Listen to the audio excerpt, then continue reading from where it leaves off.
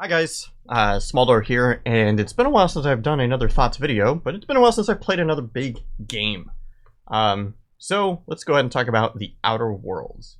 I actually completed this game a couple days ago, and I just totally forgot to do this video, since I don't do them on my actual stream live, and I prefer to do them a little bit after the fact. So, The Outer Worlds. Let's go ahead and get it out of the way right now that this game is something that I love. I absolutely love this game. This is probably my favorite game of the year so far. Most likely at this point it is my game of the year. However, it is not without its flaws.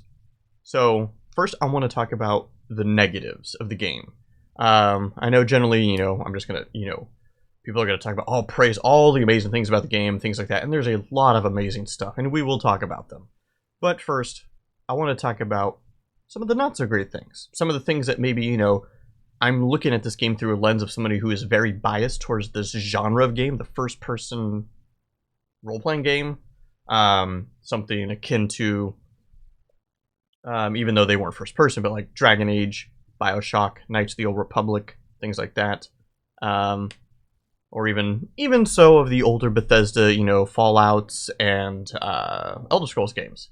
Even though this isn't completely open world, it still kind of fits that within, that genre box. Negatives. Okay. This game is actually fairly linear. Even though there is a ton of side content, there is an absolute plethora of side content. I did every single side quest you could possibly do in the game in one playthrough, and it still felt very linear. I completed the game in around 35 to 40 hours, somewhere around there. I guess I could open up my file, but then it's still not accurate because every time you die playing on the Supernova, the hardest difficulty, there's no autosaves anywhere you want. You can't save anywhere you want. So there was a lot of time that was lost that's not going to be accounted for in the file. Yeah, the game still felt fairly linear. Even though there was tons of side quests, I was still moving forward with the main story in the entire time, which is fine. That is a totally fine thing for a lot of people, but I was hoping for maybe a little bit more variance, I suppose. Another negative, something for me that was, this might be like near some of the top reasons why some people were giving this, looking at it a little more in a negative light, especially being the type of game that it is. The variance in armor and weapons. So there are a lot of armor and weapons. However, all it really comes down to is there's, armor 1, armor 2, armor 3, 4, 5, and it's the exact same thing, just at a higher level. It looks exactly the same as some of the gear you've had in the beginning of the game. There's really only maybe like 5 or 6 different aesthetically looking pieces of armor in the entire game. I'm making that number up, however, but it is very small. Same thing with the weapons. So just take, for instance, the very first weapon you're going to find in the game is the Spacious Choice pistol or something like that.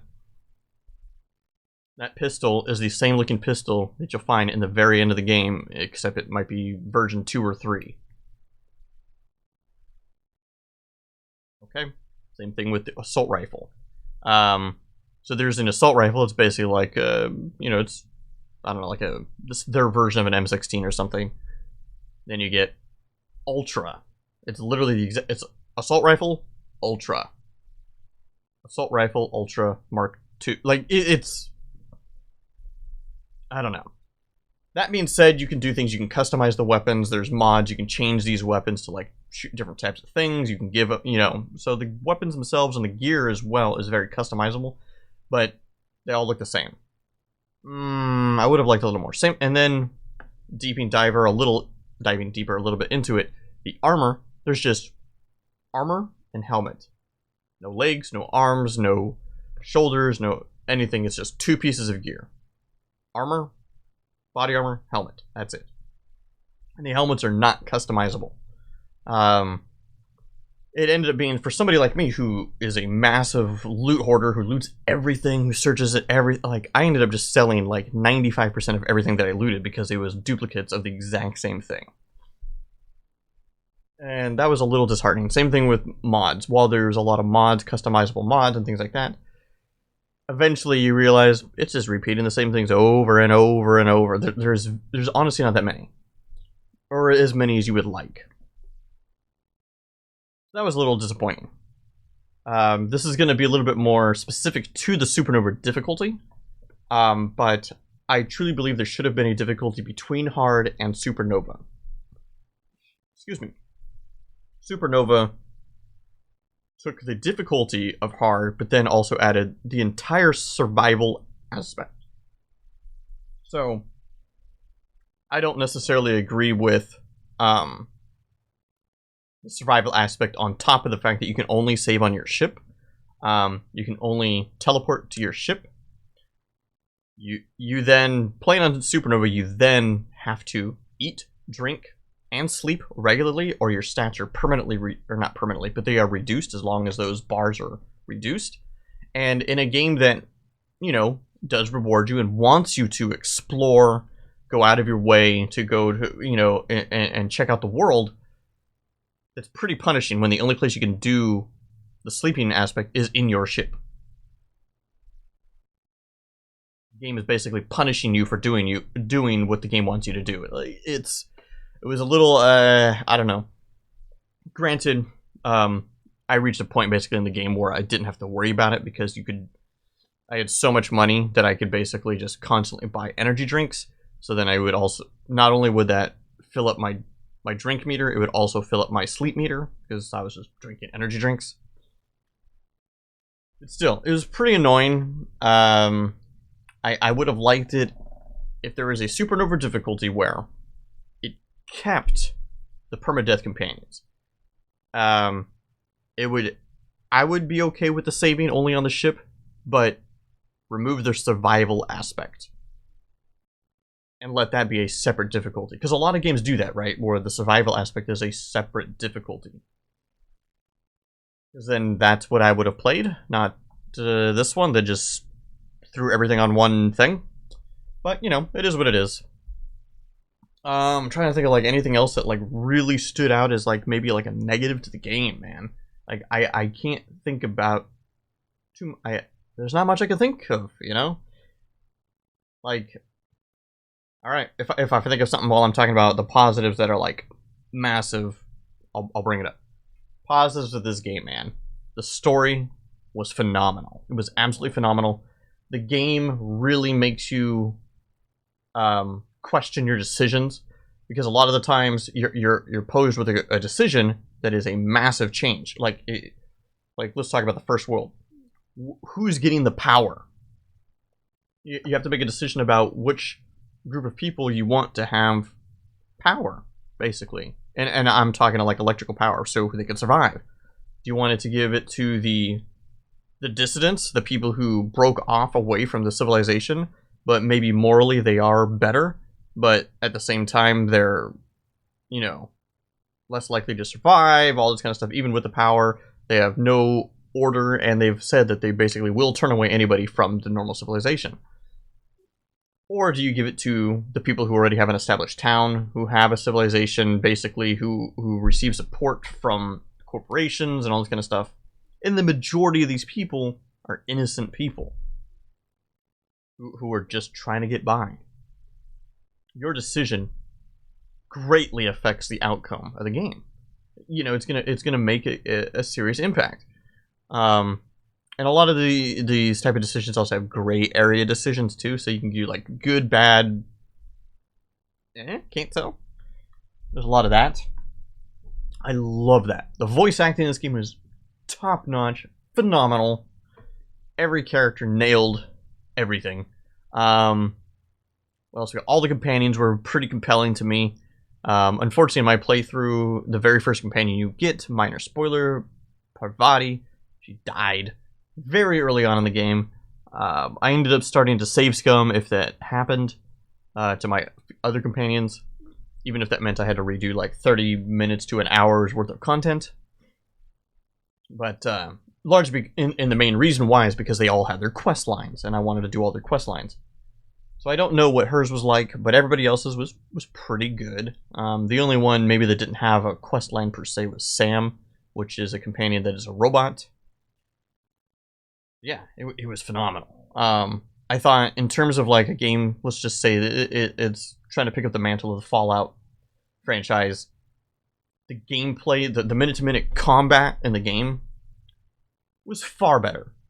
Time dilation, tactical time dilation is far superior to VATS in my opinion.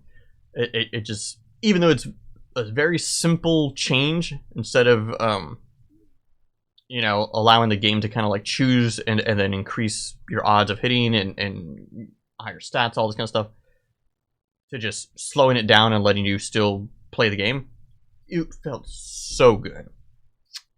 So good. The stats. I talked about the gear not being that compelling, but the stats. This game, you went deep into stats. Okay, so you had your core-based stats. Like you had like mind, perception, strength, dexterity. I think there's one more because I think there was 5. Maybe there's only 4 or 5. But then from that, then you had your skills. You had things, it would fall under stealth. Stealth was a skill, but then under that skill was 3 things, which included sneaking, hacking, and lockpicking. I'm just choosing that one because that's the one I first thought of. Of course, there was also ranged weapons for 1-hand, 2-hand, and heavy weapons. And I really like the concept of up to rank 50, you level them up together, and then after 50, you level them up to 100 individually and specialize. And then at every 20, I believe, skill, you unlock like a new like passive perk type thing on each of those skills, which is so cool. Like, it was very deep because there was it was a lot of stuff. And then on top of that, there's the perk system. Excuse me. The perks, however, were you know, it's just pretty generic, I would actually say. It was pretty basic, pretty generic, but adding that on top of the skills and the stats and all that other stuff that already existed was very, very nice. The game does have something also that was called, that you'll unlock throughout the game. Shoot, what do they actually call it? It's not perks, it's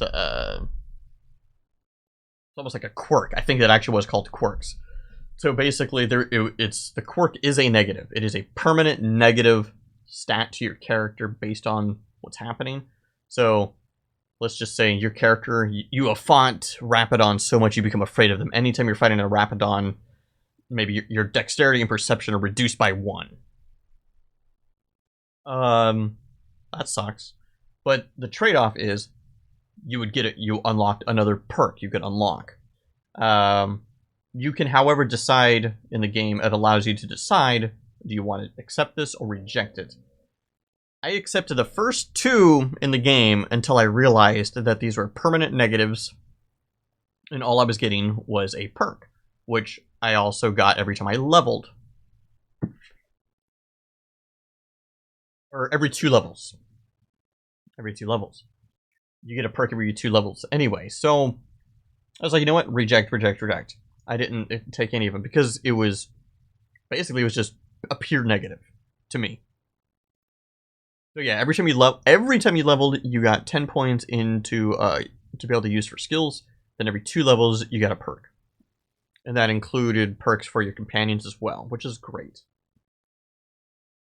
The world design of this game was phenomenal. So let's see, there are 2 planets basically that that the game takes place on: Terra 2 and Monarch, which Monarch was actually Terra 1. I think it's actually a moon, but it looks like a planet because they terraformed it. But there's also other locations. There's space stations, there's moons, there's a prison. And even though there's only 2 like planets, there's multiple locations on the planets. And I'm not talking just like, you know, multiple locations in a big map. I'm talking about there's multiple big maps because the game's not open world, right? So you're in an area, let's say Terra 2, because that's where you start the game. Terra 2, Emerald Vale. That's the very first zone in the game. That has a big, large area. There's a city called Edgewater, and then there's a lot of areas for you to explore. And that's one area. Once you leave that area, you go places and you come back. You come to another area called Roseway. It is a large area with a city and all this kind of stuff, so it is really, really cool. There is so much in this game. And then that's the same with the other planet, Monarch, and these other areas. It was really cool. Even though the game was not open world per se, it felt very open. But I think this was a way that they were able to kind of like ties into the negative for me, that even though it felt very open, at the same time I felt pigeonholed into the story being fairly linear. And see, I don't want to say it was a linear story per se, because it's not. A lot of your decisions affect the outcome of the game, but I guess just it felt linear in the sense that I was always moving forward with the main quest. Whether or not how I was choosing to do that, it could have been different, but it was always pushing me forward, even if I was doing side content. And I don't know, not enough of the side content was a long enough diversion. I'm thinking things like mage guilds in Elder Scrolls, or the Thieves Guild, Dark Brotherhood, from Oblivion, stuff like that. There is no quests that were like massive like those. All the other side quests and stuff were, quests you can beat probably within like 15-20 minutes. There was a couple that were multi-phase, but for the most part, they were not. So I think that's why I felt a little more pigeonholed into having to follow the main quest. But yeah, so like the worlds were phenomenal. Like the environments are so different. The aesthetic, I love the retro futuristic vibe that you're getting. It was great, dude. The humor in this game was top notch. And it felt realistic too. Like it felt like realistic humor that was thrown into the game. Not just humorous to be humorous like Borderlands or something, but it felt natural. And there was a lot of it. It was great. I absolutely loved it. This game is just amazing. All in all, this game is like a 9 out of 10 for me. 9 out of 10. Definitely has high replayability. Highly recommended to anybody who loves RPGs, especially if you liked Knights of the Old Republic, if you liked Dragon Age Inquisition, or Mass Effect, or not just Inquisition, I just mean into the Dragon Age games, Mass Effect. If you are a fan of the older Fallout games, including the original 1 and 2, top-down RPG style ones, or CRPG rather, if you're a fan of Elder Scrolls, I highly recommend this game. Give it a shot. I think you'll enjoy it. I absolutely think you'll enjoy this game. Supernova difficulty is not for everybody, but I think you will really enjoy this game. Anyways, guys, thanks for watching the video, and hope it didn't bore you to death, but you guys got an idea about the game, whether or not you're gonna like it or not. And I'll be doing more videos about games that I'm playing. Alrighty, guys. See you next time.